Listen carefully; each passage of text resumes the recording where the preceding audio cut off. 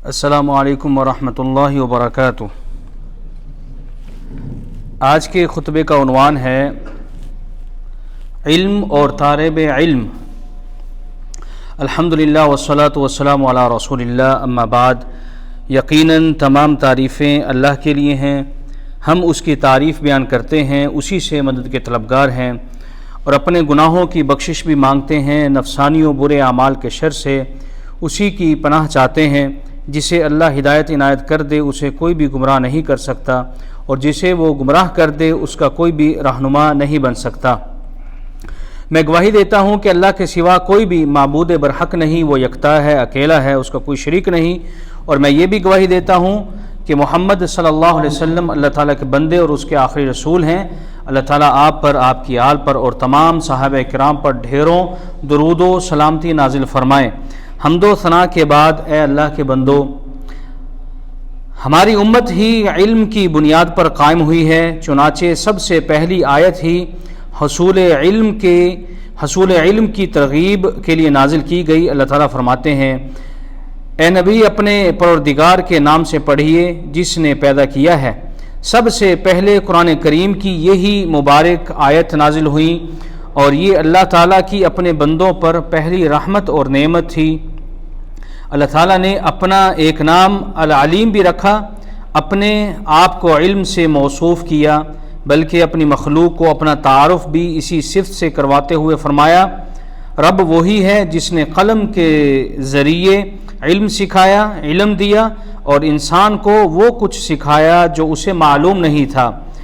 پیغام رسالت علم و عمل کا نام ہے، اس لیے پیغام رسالت کا نصف حصہ یعنی آدھا حصہ علم پر مشتمل ہے۔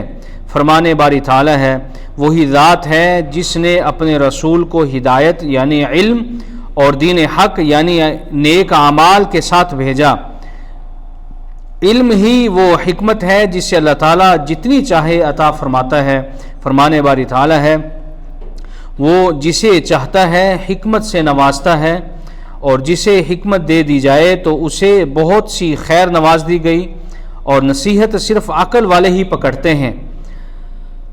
علم انبیاء کرام کی وراثت ہے، چنانچہ انبیاء کرام کے وارثان علم ان کے بعد سب سے بہترین درجے کے مالک ہوں گے، اور وہی ان کے قریب ترین بھی قرار پائیں گے۔ آپ صلی اللہ علیہ وسلم کا فرمان ہے کہ علم رکھنے والے یہ انبیاء کے وارث ہیں۔ انبیاء کرام وراثت میں درہم اور دینار چھوڑ کر نہیں جاتے، بلکہ علم چھوڑ کر جاتے ہیں۔ چنانچہ جو علم حاصل کرے تو اس کا بہت بڑا حصہ لے لے۔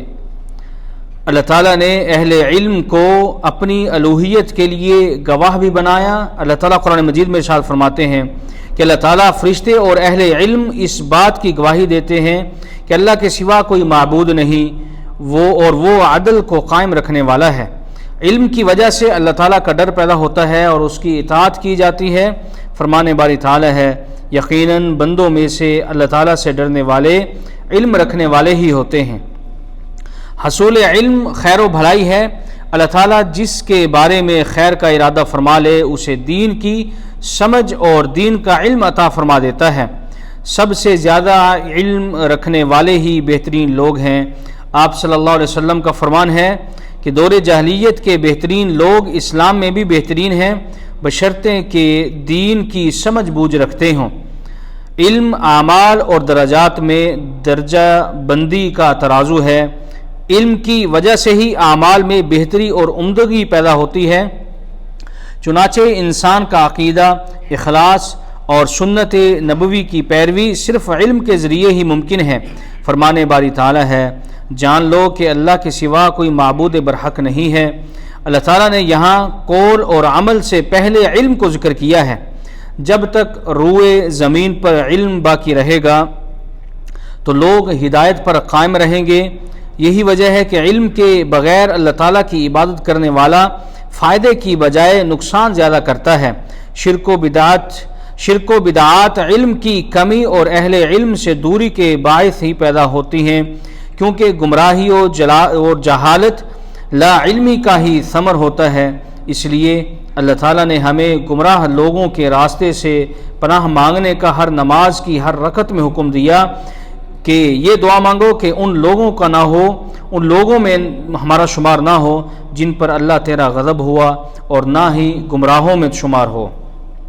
اللہ تعالیٰ نے اہل علم اور جاہلوں میں برابری کو مسترد فرمایا، اس لیے ان دونوں میں برابری نہیں ہے، جیسے کہ زندہ اور مردہ، بینا اور نابینا میں برابری نہیں ہے۔ فرمان باری تعالیٰ ہے کہ اے نبی آپ کہہ دیجئے کہ کیا صاحب علم اور لا علم برابر ہو سکتے ہیں؟ علم ہی لوگوں کے لیے زندگی اور روشنی ہے۔ فرمان باری تعالیٰ ہے بھلا وہ شخص جو مردہ تھا پھر ہم نے اسے زندہ کیا اور اس کو روشنی عطا کی، جس کی مدد سے وہ لوگوں میں زندگی بسر کر رہا ہے، اس شخص جیسا ہو سکتا ہے جو تاریکیوں میں پڑا ہوا اور اس کے نکلنے کی کوئی صورت نہ ہو۔ علمی مجلسوں اور وہاں کے حاضرین کو رحمت ڈھانپ لیتی ہے، ان پر سکینت نازل ہوتی ہے، فرشتے انہیں اپنے گھیرے میں لے لیتے ہیں۔ بے شک فرشتے طالب علم کو راضی کرنے کے لیے اپنے پر بچھا دیتے ہیں۔ اہل علم کی مجلسوں میں حکمت و دانائی پائی جاتی ہے، وہی پوری امت کے لیے بہترین نمونہ ہے۔ اہل علم کو ذاتی فائدہ تو ہوتا ہی ہے، دوسرے بھی اس سے مستفید ہوتے ہیں۔ یہی وجہ ہے کہ ہر کوئی انہیں اچھے لفظوں میں یاد کرتا ہے اور انہیں دعائیں دیتا ہے۔ آپ صلی اللہ علیہ وسلم کا فرمان ہے کہ اللہ تعالیٰ اللہ کے فرشتے آسمان و زمین کے تمام رہنے والے حتیٰ کہ چیونٹیاں بھی اپنے بلوں میں اور مچھلیاں بھی لوگوں کو بھلائی سکھانے والے کے لیے دعا کرتی رہتی ہیں۔ حصول علم کے لیے مقابلہ بازی بھی قابل ستائش عمل ہے، چنانچہ دو لوگوں کے بارے میں رشک کیا جا سکتا ہے، علم پھیلانے والا اور مال خرچ کرنے والا۔ اس کے علاوہ کسی بھی چیز کے بارے میں رشک نہیں کرنا چاہیے۔ آپ صلی اللہ علیہ وسلم کا فرمان ہے کہ رشک صرف دو لوگوں کے بارے میں کیا جا سکتا ہے، ایک وہ شخص جسے اللہ تعالیٰ نے خوب مال نوازا اور پھر اسے حق کے راستے میں خرچ کرنے کی توفیق دی، دوسرا وہ آدمی جسے اللہ تعالیٰ نے حکمت یعنی علم سے نوازا تو وہ اس کے مطابق فیصلہ کرتا ہے اور آگے لوگوں کو سکھاتا ہے۔ علم کے فوائد کی وجہ سے پوری دھرتی پر علم پہنچانے کا حکم دیا گیا ہے، چاہے وہ معمولی سا ہی علم کیوں نہ ہو۔ آپ صلی اللہ علیہ وسلم کا فرمان ہے میری طرف سے دین آگے پہنچاؤ چاہے ایک آیت ہی کیوں نہ ہو۔ نبی کریم صلی اللہ علیہ وسلم نے اہل علم کے لیے تر و تازگی، خوش و باش زندگی، روشن چہرے اور شرح صدر کی دعا فرمائی۔ اللہ تعالیٰ ایسے شخص کے نبی صلی اللہ علیہ وسلم فرمایا کہ اللہ تعالیٰ ایسے شخص کے چہرے کو ہمیشہ تر و تازہ رکھے جو ہم سے دین سنے اور اسی طرح اسے آگے پہنچائے۔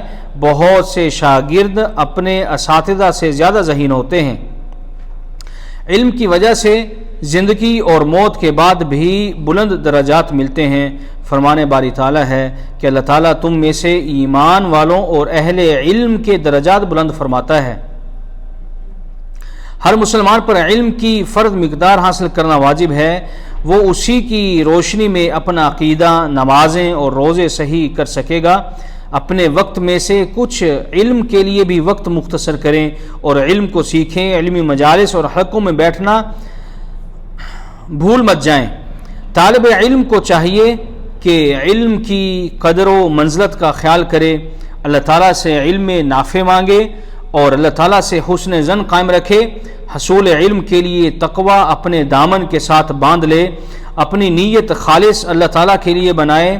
اپنے علم کے ذریعے بے وقوف لوگوں سے مت جھگڑے اور نہ ہی علماء کرام سے بحث کرے۔ حاصل شدہ علم کے مطابق عمل کرنے پر غیر حاصل شدہ علم بھی اللہ تعالیٰ عطا کر دیتا ہے۔ اللہ تعالیٰ نے متلاشیان علم کے لیے اسے آسان بنانے اور وہ کچھ دینے کا وعدہ کر لیا ہے جو ابھی طالب علم کے ذہن میں بھی نہیں ہے، کیونکہ فرمان باری تعالیٰ ہے کہ پڑھو تمہارا رب کریم ترین ہے۔ اللہ تعالیٰ میرے اور آپ سب کے لیے قرآن مجید کو خیر و برکت والا بنائے، مجھے اور آپ سب کو اس ذکر حکیم سے مستفید ہونے کی توفیق عطا فرمائے۔ سبحان ربک رب العزت عما یصفون وسلام علی المرسلین والحمد للہ رب العالمین۔